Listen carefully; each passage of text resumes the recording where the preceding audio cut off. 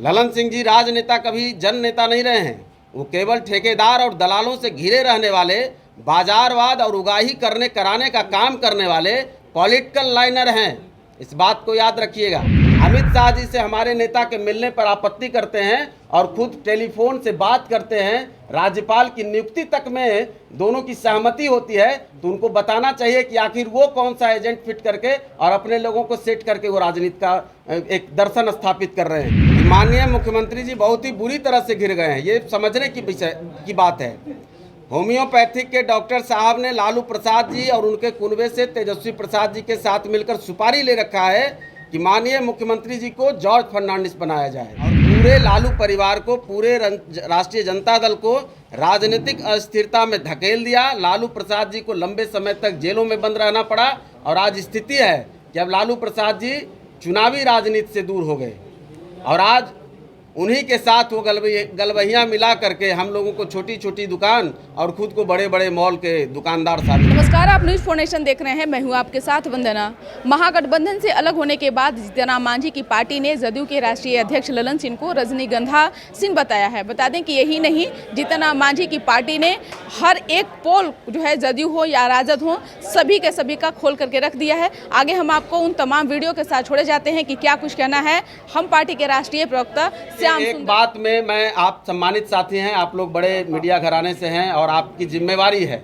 हमारे नेता जीतन राम मांझी शुरुआती दिनों से, जब वो मुख्यमंत्री के तौर पर भी थे, तब भी सत्ता की परवाह नहीं करते थे और वो मुद्दों के साथ, राजनीतिक मुद्दों के साथ, गरीबों के मुद्दों के साथ, दलितों के मुद्दों के साथ और राज्य हित में उन्होंने उस पद को भी ठोकर मारा था। और जब जहाँ रहे तब उन्होंने राजनीतिक उसूल से उन्होंने अपना कभी भी दामन नहीं छोड़ा और उसकी बात की।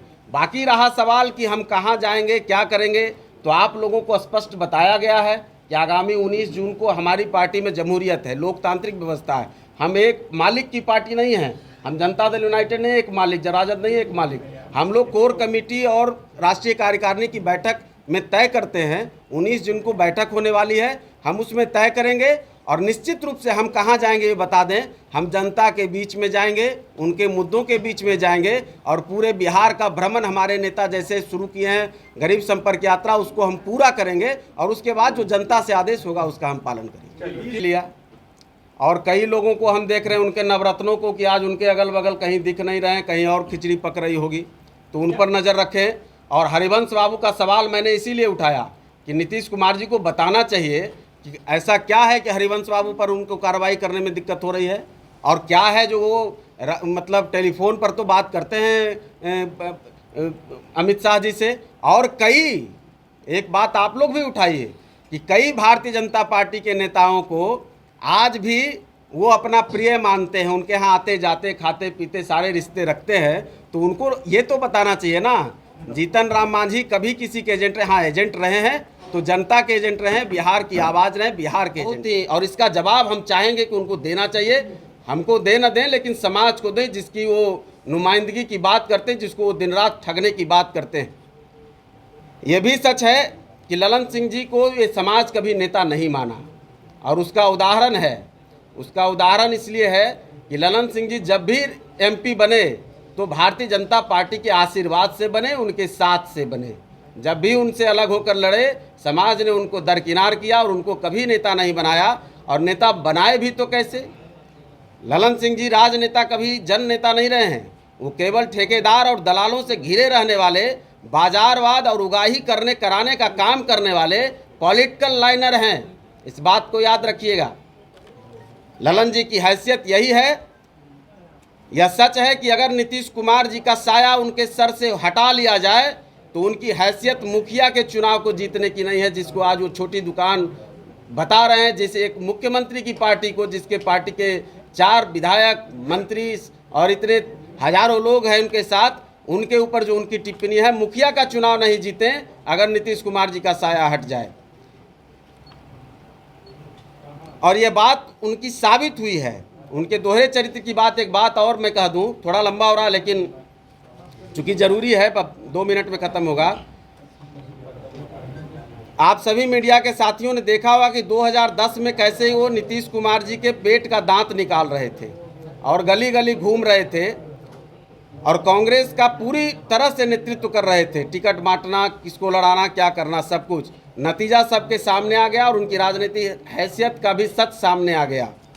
2020 के चुनाव में, वो विधानसभा चुनाव में, अपने लोकसभा चुनाव के अंदर जनता दल यूनाइटेड को एक भी सीट नहीं जितवा पाए और कितने लोगों की भ्रूण हत्या वो करते हैं, उसका उदाहरण है कि आज उन्हीं की पार्टी में निर्दलीय मंत्री बने हुए हैं आदरणीय सुमित प्रताप सिंह जी।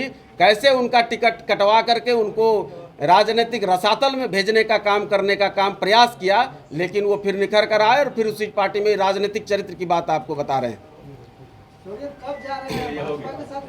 दूसरी ओर, बस 2 मिनट में खत्म, बहुत गंभीर बात है।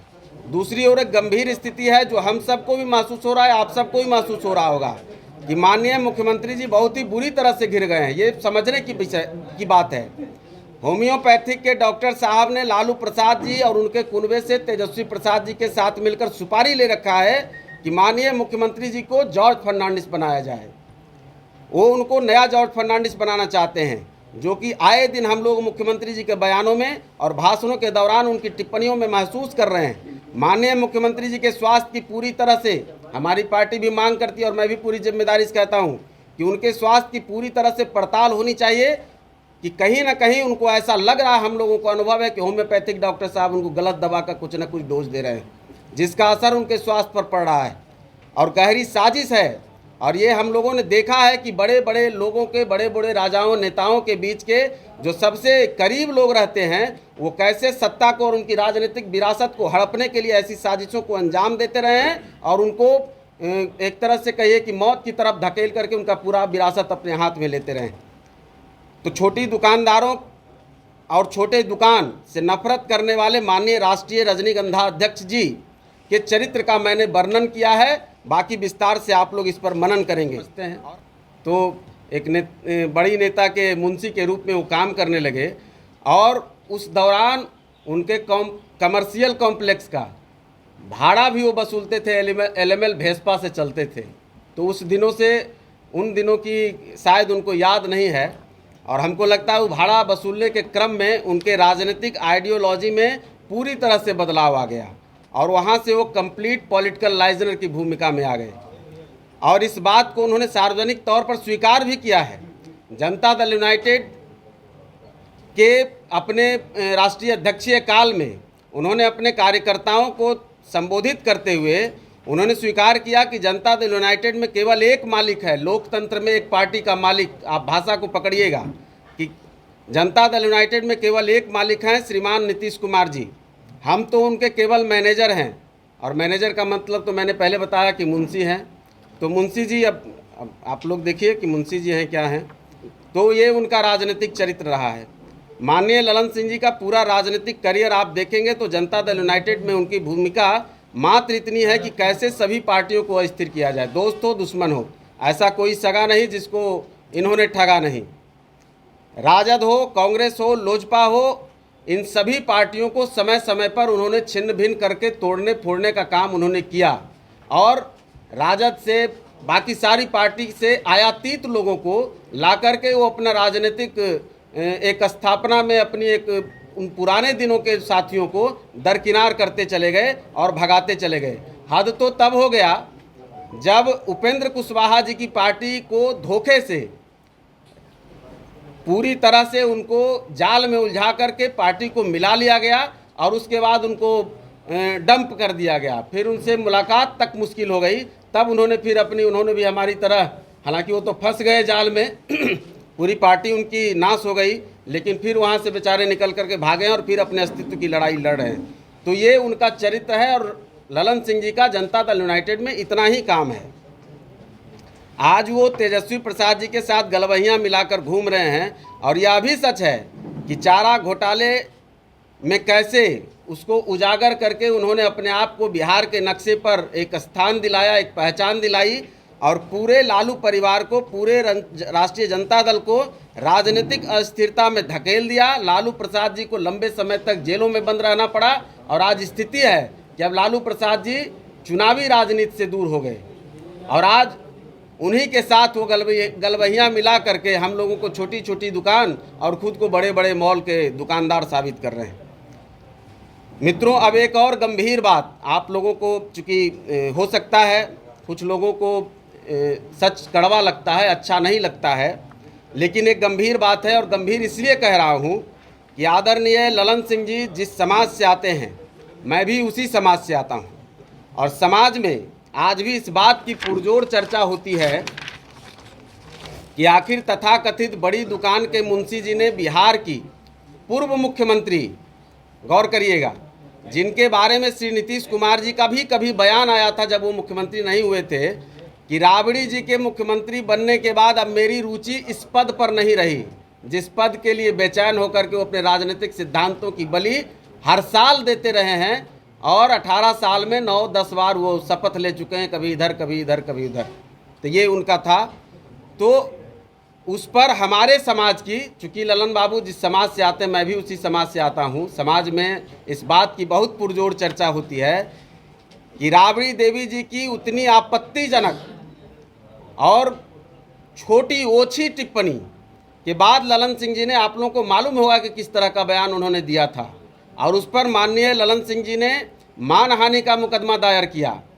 और फिर आखिर कौन सी ऐसी सौदेबाजी हुई, कौन सा ऐसा राजनीतिक समझौता हुआ, या उन्होंने कौन सी ऐसी सौदागरी की कि उन्होंने बहुत ही कम दिनों में वो केस को वापस ले लिया और वो केस फिर ख़त्म हो गया, उस बात की फिर कोई चर्चा नहीं है।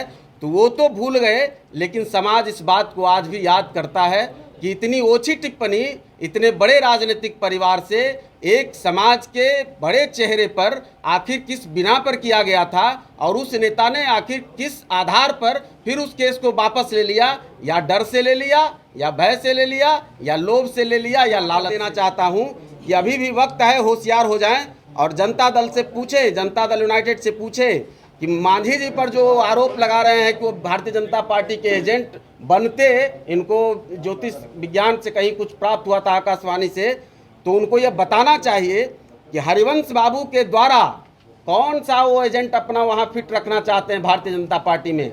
और अमित शाह जी से हमारे नेता के मिलने पर आपत्ति करते हैं और खुद टेलीफोन से बात करते हैं, राज्यपाल की नियुक्ति तक में दोनों की सहमति होती है। तो उनको बताना चाहिए कि आखिर वो कौन सा एजेंट फिट करके और अपने लोगों को सेट करके वो राजनीति का एक दर्शन स्थापित कर रहे हैं।